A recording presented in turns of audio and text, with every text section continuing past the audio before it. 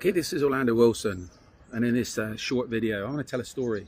It's in relation to another video I done earlier, reference somebody I know not getting paid, an ex-student of mine providing the service, close protection services, and not getting paid for them.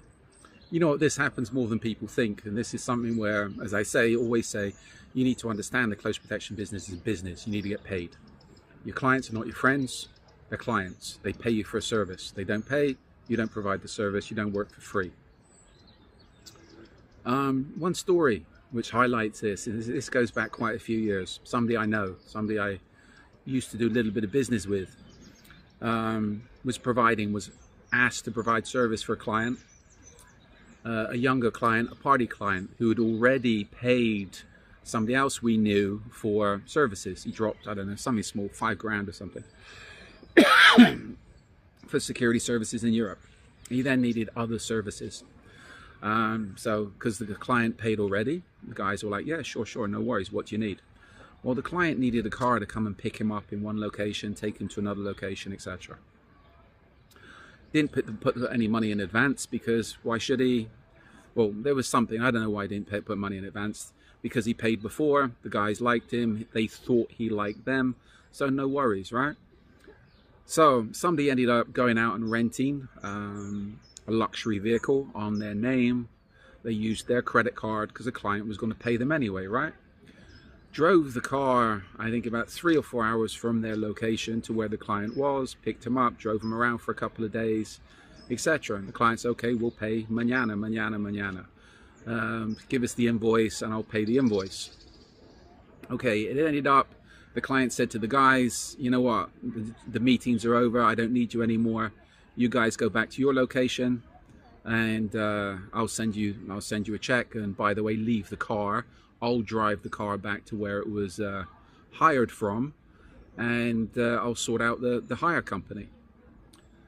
You know what?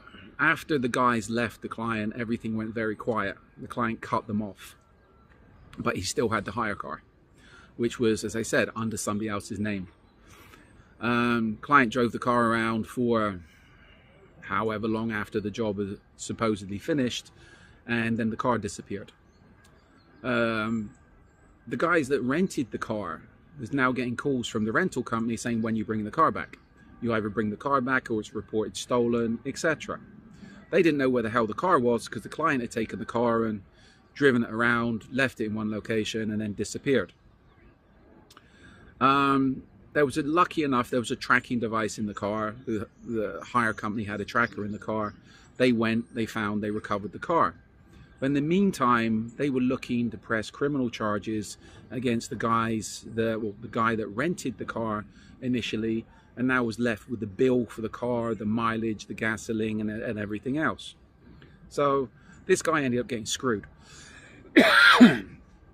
He'd signed the lease agreement under his own name, put down his own credit card, which didn't have the credit on it to cover the bill for the car. There was damage to the car and everything else.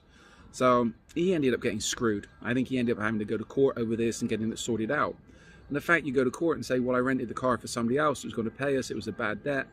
Okay, show us the paperwork. There was no paperwork. There were no contracts. So this guy ended up getting screwed. He thought he was doing a client a favor. They thought they were going to, this guy was a high flyer, young guy with money, party client. They ended up getting screwed. So again, this is where always make sure you're getting paid. If you're not getting paid, don't go running up debt. Clients should always put down enough money at least to cover your expenses. If they're renting a car, make sure they're paying for the car to be rented, etc. Would I put the car rental under my name? Yeah, if the money's down and I'm keeping control of that car. I'm going to not let the client drive off with that car and just go and play with the car that's under my name. Basics, common sense. And this is back down to, I say in a lot of videos, clients are not your friends. If you want to die for them, best of luck to you. They're not your friends. This is business. The close protection business is a business. It's about making profit. So a little story to make you a little bit more aware of what happens. And not all clients are squeaky clean.